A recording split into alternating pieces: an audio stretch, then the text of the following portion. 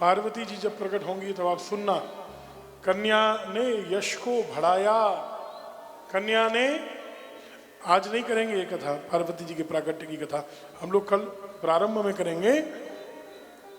उस समय वर्णन है 100 बेटे हुए हिमालय के घर में, उनसे यश नहीं बढ़ा, एक कन्या के घर में आने से यश बढ़ा है।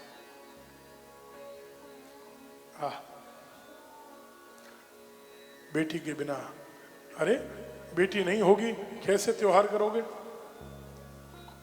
घर में कुछ हो गया उठाएगा कौन त्योहार? यज्ञ तो कर लोगे, तिलक कौन करेगा? आरता कौन करेगा? बोलो, कौन करेगा आरता? रक्षाबंधन होगा, राखी बांधेगा कौन? भैया दूज होगी, टीका कौन करेगा? विवाह होगा, ग्रंथि बंधन कौन करेगा? बोलो, गांठ कौन बांधेगा? कन्या चाहिए। बार बार समझाया, नहीं माना। शिव का नाम मेरे सामने न लेना। दधीचि ने कहा, दक्ष मान जा, शिव से द्वेष मत कर, शिव है, ध्यान दे। शिव माने कल्याण है, लेकिन प्रलय के भी देवता है, ये मत भूलना।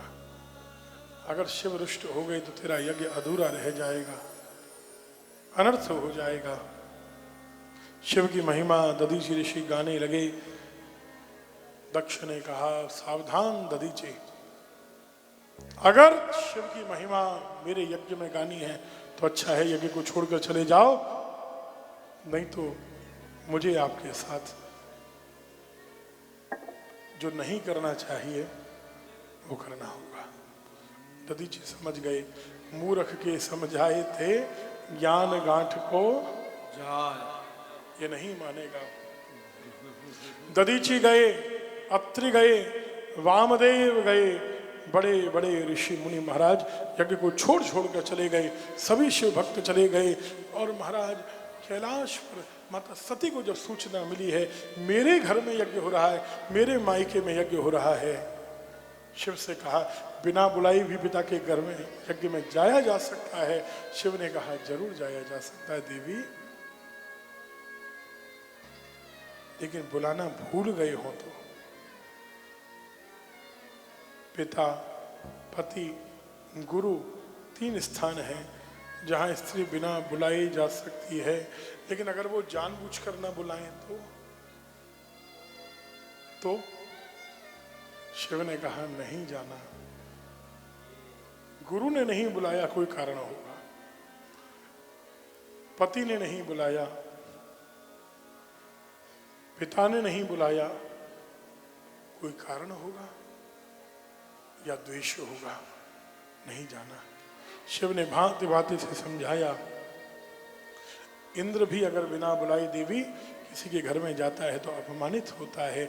सती नहीं मानी। सती ने रोते हुए कहा, ये रहस्य यहाँ खुलेगा, ये भागवत जी में नहीं खुलेगा रहस्य। भागवत जी में हम जब सती का प्रस्थान देखते हैं यज्ञ में तो हमें ऐसा लगता है कि सती ने शिव की आज्ञा का अनादर किया। ध्यान से सुनिएगा, लगता है, लेकिन यहां रहस्य बोला गया शिव पुराण में। ब्रह्मा जी कहते हैं कि सती की आंखों में अश्रु है और सती ने कहा, भोलेनाथ,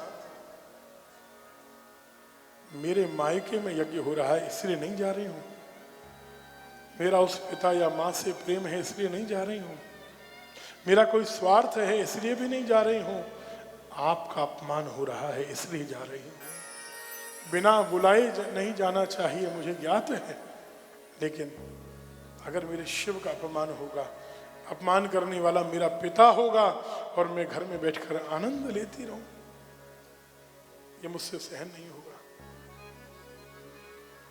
मुझे जाना होगा।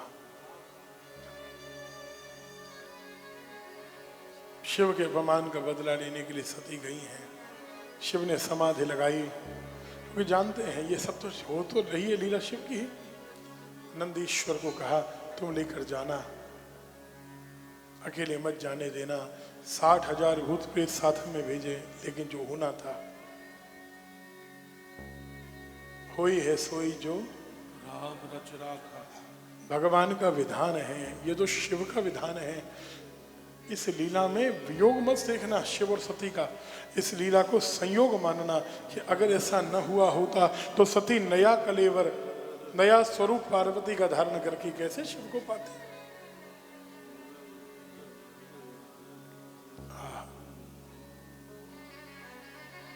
सती गई है पिता के यज्ञ में। यहां लिखा है कि मां ने हृदय से लगाया, बहनों ने व्यंग्य कसे और पिता तो गालियां देने लगा। पिता ने बात भी नहीं की, शिव को गालियां देना प्रारंभ कर दिया। इतना विशाल यज्ञ जहां लाखों में तो ब्राह्मण हैं और लाखों लाखों लाखों की संख्या में पृथ्वी का एक एक व्यक्ति आमंत्रित किया गया है। किलोमीटर्स में पंडाल लगा होगा सोचो, और ऐसे स्थल पर केवल शिव और मुझे छोड़कर सबको बुलाया गया। शिव को जब गाली दे रहा है दक्ष, सती खड़ी हो गई, आंखों में अश्रु हैं लेकिन क्रोध से नेत्र लाल हो रहे हैं। हे दक्ष, हे मूर्ख दक्ष, विनाश काले विपरीत बुद्धि ऐसा कहा है।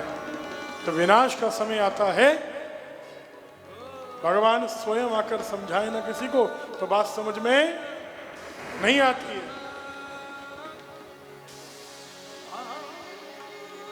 श्राप दे दिया नारायण को, श्राप दे दिया इंद्र को, श्राप दे दिया है वशिष्ठ आदि मुनियों को। शिव की क्रोध की अग्नि से कोई नहीं बचेगा। कुछ लोग वाह वाह कर रहे हैं, कुछ स्वाहा स्वाहा कर रहे हैं, लेकिन शिव का अपमान देख रहे हैं। सबको जलना पड़ेगा। सभा को श्राप दिया है। दक्ष ने कहा सती नाराज न हो, क्रोधित न हो, बैठ जा, शांत हो जा।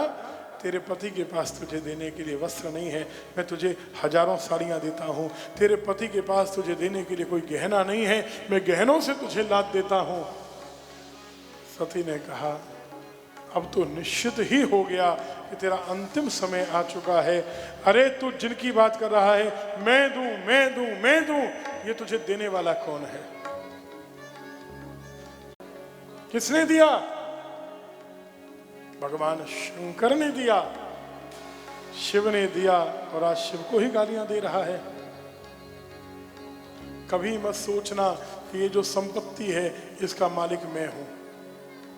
जिस समय सोचते हैं तभी से हमारा पतन प्रारंभ हो जाता है। कहना भैया मैं तो किराएदार हूं, मैं तो नौकर हूं, मैं तो मैनेजर हूं, ठाकुर जी ने दिया, मांगेंगे तो दे दूंगा। त्वदीयं वस्तु गोविंद तुभ्यमेव समर्पये। सज्जनों, सती ने सबको श्राप दिया है। आपके अलावा शिव को कोई अशिव वेश वाला नहीं मानता, लेकिन नष्ट तो अब होना ही है। इतना कहकर भागवत जी में लिखा है ईशान दिशा में जाकर, ईशान कोण में जाकर बैठी, और शिव पुराण में लिखा उत्तर दिशा शिव की दिशा है, वहां जाकर सती बैठी हैं। और सती ने भगवान शंकर के चरणों का ध्यान करना प्रारंभ किया। और हृदय स्थाप्योर सिद्धिया सितम कंठा भ्रुवो सती अनिंदिता नयन मध्यम शंकर प्राण वल्लभा एवं स्वदेहं सहसा दक्ष गोपाजिहासति दग्धे गात्रे वायुशुचे धारितं योगमार्गतः। शिव के चरणों का ध्यान करते करते करते करते सती ने अपने प्राणों को आज्ञा चक्र में स्थापित किया और शिव के मंत्र का जप करते हुए, आइए हम सब लोग 1 मिनट मंत्र जपें भाव से। ओम नमः शिवाय, ओम नमः शिवाय, ओम नमः शिवाय, ओम नमः शिवाय, ओम नमः शिवाय, ओम नमः शिवाय, ओम नमः शिवाय, ओम नमः शिवाय, ओम नमः शिवाय, ओम नमः